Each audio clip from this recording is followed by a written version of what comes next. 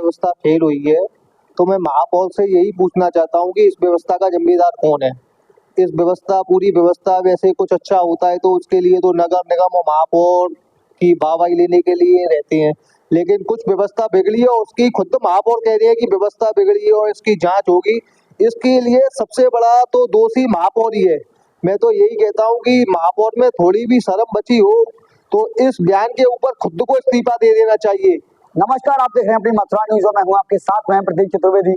इस प्रकार से मथुरा में मां यमुना एक आस्था का विषय है और तमाम लोग मां यमुना में आस्था पूर्ण दिखाई देते हैं।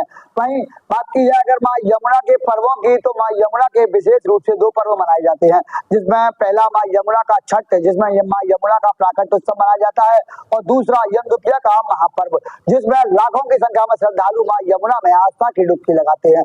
तो उसी में जब यमद्वितीया पर तमाम प्रकार की व्यवस्थाएं दिखाई दी, तो कांग्रेस ने अपनी आवाज को बुलंद करने का कार्य किया और तमाम श्रद्धालुओं की आस्था के साथ में हुई खिलवाड़ के खिलाफ आवाज उठाने का कार्य किया।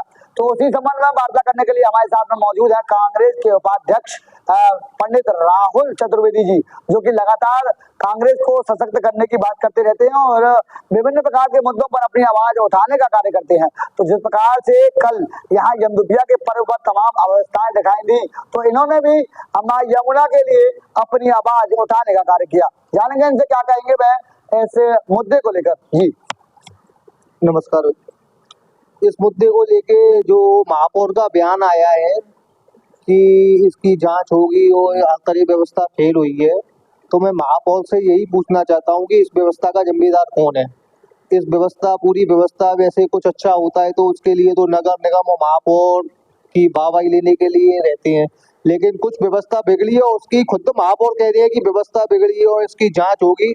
इसके लिए सबसे बड़ा तो दोषी महापौर ही है। मैं तो यही कहता हूँ कि महापौर में थोड़ी भी शर्म बची हो तो इस बयान के ऊपर खुद को इस्तीफा दे देना चाहिए और इस व्यवस्था के फेल का अपने ऊपर जिम्मेदारी लेके इस्तीफा देना चाहिए। हम तो केवल यही मांग करते हैं कि महापौर जी, आप में नेक भी थोड़ी बहुत शर्म बची हो तो इस्तीफा दें। मैं आपसे एक चीज और जानूंगा, जिस प्रकार से आप मथुरा के विभिन्न मुद्दों को उठाते रहते हैं और लगातार मथुरा में सभ्यता से राजनीति करते दिखाई देते हैं, वही मां यमुना का जो आस्था का विषय है और नगर निगम की प्राथमिकता है इस पर्व को संपूर्ण कराने की। तो जब यह पर्व आया और यहाँ लाखों की संख्या में श्रद्धालु दिखाई दिए, तो किस प्रकार से आपको व्यवस्थाएं दिखाई दी? इसमें अवस्था के लिए तो मैं ये बताना चाहता हूँ कि हमारा भी भैया पंडागिरी का काम है, तो मैं अपने यात्रियों को लेके विश्राम घाट पे गया तो वहाँ वो हाल देखा कि एक तो जमुना जी में केवल थोड़ा 1-1 फुट पानी था और पानी में भी यात्रियों के किसी के पैर में कांच चुभ रहा है, किसी के कील चुभ रही है और बाहर विश्राम घाट के दरवाजे पर सती बुर्ज के नीचे नाला जाम है। तो यात्रियों को कितना दुख हो रहा था कि हम तीर्थ करने आए हैं कि या नरकों में जाके और इस गंदगी के अंबार में जाके यमुना जी की डुबकी ले रहे हैं। बहुत दुख होता है कि ये अपने आप को हिंदूवादी और इतनी धर्म की ठेकेदार बनने वाली भाजपा और इतने बड़े महापर्व पर मथुरा के साथ इतना दुष्प्रभाव कर रही है, ये समझ में नहीं आता और इतनी बड़ी बड़ी बातें बनाती है।